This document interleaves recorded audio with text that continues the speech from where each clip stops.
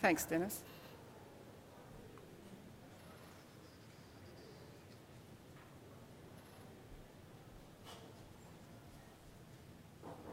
Good morning.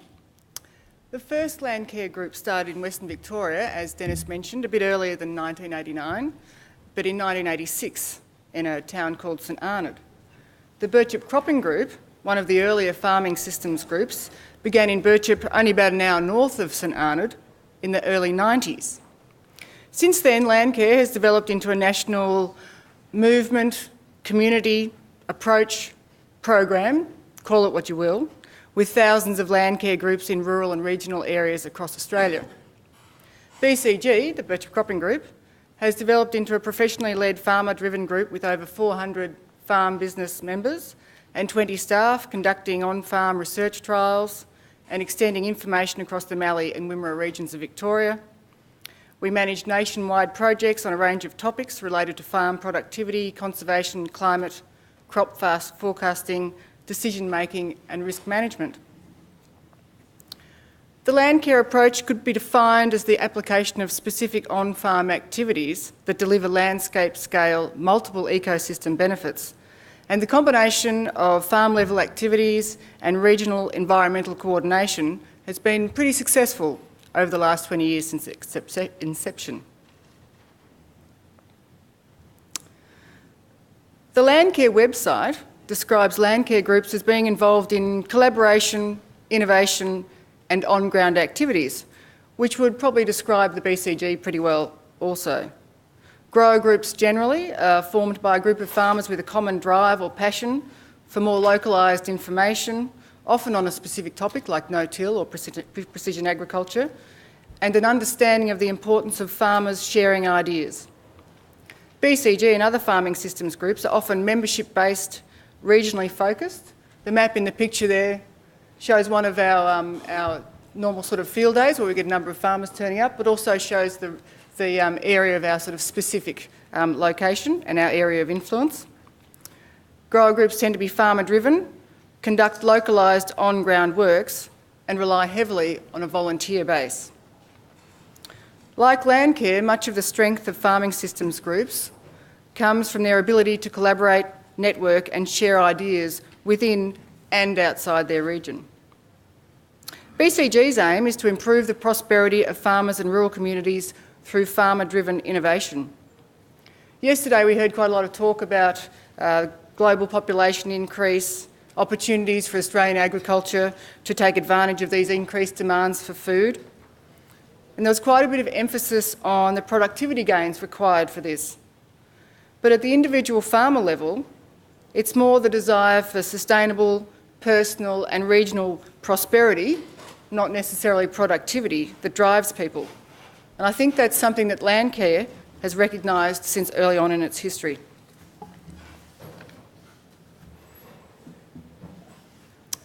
In the Victorian Mallee and Wimmera, adoption of technology over the past 20 years, I would say, has been quite significant. The most significant of these has been the adoption of minimum tillage, stubble retention and precision technologies that have enabled great improvements to soil health and has led to more stable soils, better able to retain water, store nutrients and withstand high winds. It's a great example of how adoption of practices on individual farms has developed environmental benefits at that landscape level. And this has probably been the single most important change to managing soil health in our region and much of Australia's cropping areas in the last 20 years. And it's obviously made quite an obvious improvement. We no longer get as many paddocks blowing like we used to. In recent years though, probably a lot of the work that BCG has done with Landcare and on the environmental scale has been on, I suppose, less obvious details around the edge of this change in the system. For example, some of the work we've done is looked at bringing livestock back into the no-till system. There's long been a perception that having livestock in no-till cropping may compromise the benefits achieved in soil health. But from the farmer's point of view, who once again is interested in profitability, livestock in a system is a great way to diversify, manage income risk, especially during low rainfall years when crops don't fare so well. In the last 5 years, BCG's done quite a bit of research looking at grazing cereal stubbles over the summer to provide an important feed source for these livestock. And we've also showed that even on relatively sensitive mallee soils that are prone to this sort of blowing, as long as we retain about 70% of stubble, or 2 tonnes of stubble to the hectare, then we don't have any problems with the risks of wind erosion, and we don't compromise the soil health benefits we've achieved through our no-till practices. I just thought I'd give you another example. I think we probably hear a fair bit about no-till. BCG has been involved in a number of projects related to native pastures, fertiliser efficiencies, growing native plants under plastics, but they probably don't provide quite as good as photos as some of these wildlife ponds that we've developed. The photo on the left is actually the wildlife pond on our property, and an event that we held there a few years ago. For many years, the stock and domestic system in the Mallee was provided through a channel system, so water was supplied through channels, and during the millennium drought, that system really couldn't cope. Farmers were carting water for stock, piggeries were shut down, and sheep numbers dropped dramatically. So a few years ago, there was plans for a pipeline to secure the water supply and obviously provide great productivity gains. But the question that was on many people's lips was what's going to be the impact of this piped system on the local wildlife. And so began a series of BCG Landcare partnership projects looking at ways to supply water to native animals and what impact a piped system might have on diversity. Through a series of on-farm trials and I suppose just trial and error as such, we looked at a variety of ways of creating these watering points for wildlife, in particular frogs. And you can see in the photos here the different systems we've tried. For starters, given that wind erosion was a real problem in the area, we thought we would need a concrete system like the one on the right, so that if we did have a build-up of soil particles, then we could actually dredge that concrete system. But then after a few years, we realised that silt build-up wasn't so much of a problem, maybe because we weren't getting as many problems with wind erosion, and so we were able to develop more the style of ponds that you can see on your left, that is just more simple structures, easier to construct, more cost efficient, but still provide the benefits to the wildlife that we were after. So BCG worked with Landcare and looked at these different systems, and then we were able to extend that information out to our farmer groups. By working with the Birchip Cropping Group, the Landcare Group Landcare movement has had access to our over 400 farming business members. In many cases, they've had access to their long-term farming records, seasonal forecasting models like yield profit, and the local capacity we have to undertake local research, development and extension. For volunteer organisations, and at the heart of it, BCG and Landcare are all volunteer-based organisations, capacity is a real challenge. And for Landcare to be able to tap into groups like BCG with their capacity, their equipment, their knowledge and experience of the local area has been a huge benefit.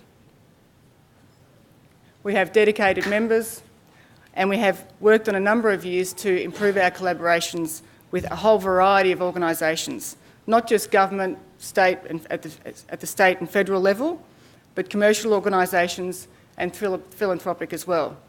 They range from Woolworths, the SAI platform, CSIRO, and including some more unusual ones like the CRC for polymers, just to name a few. Farming systems groups, being farmer-driven and with a good understanding of the overall farm system and farmer decision-making processes, are well aware of the drivers for on-farm practice change. And that's probably been the main thing that grower groups can provide to an organisation like Landcare.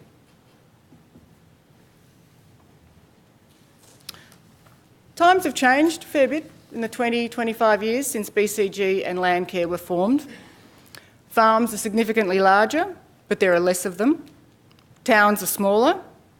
Farmers are better educated and get information from a range of sources. There's also been a rise in the number of farmers and their partners working off the farm. State governments are reducing their extension services, and there's been a very significant rise in the number of farmers using private agronomy consultants. A recent survey of grain growers across the nation has shown that over 60% of grain farmers now use an agronomy consultant. The focus of farmer systems groups generally has broadened, even with single focus groups like No-Till expanding and broadening their outlook. Groups generally are not so focused on productivity issues. For example, BCG has conducted research in social issues. Our events are always include issues related to succession planning and not just agronomy, as well as marketing. There are many more farming systems groups around than there were 20 years ago. There are many more sources of information for farmers, and they can access them at the click of a button. And so it's becoming much more difficult to get the ear of farmers, to get their commitment, to get their time, to get their knowledge, because there's a whole range of organisations clamouring at their door, trying to get them to contribute in some way. And a lot of our original volunteers are getting fairly weary at the ongoing efforts required to keep organisations like grower groups and Landcare performing at a high level.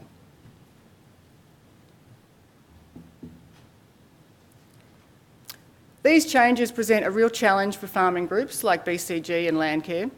The number of members of BCG has declined slightly in recent years, and the GRDC annual grower surveys that they do every couple of years have seen a small but steady decline in grower membership of Landcare and farming systems groups across Australia. In recent years, BCG, we've tried to adapt to some of these challenges and some of these changes. We've become more involved in nationwide projects and broadening our range of projects like I discussed before. And in particular, we've been trying to get closer ties to agronomic consultants, who are often the ones working with farmers on their decision-making at a paddock-by-paddock level. But for Landcare to continue to provide ongoing environmental benefits at the catchment and regional level, it too needs to adapt to the changing operating environment we are in. Although the importance of also increasing returns at the farm gate and also maintaining the long-term viability of farming enterprises must not be forgotten.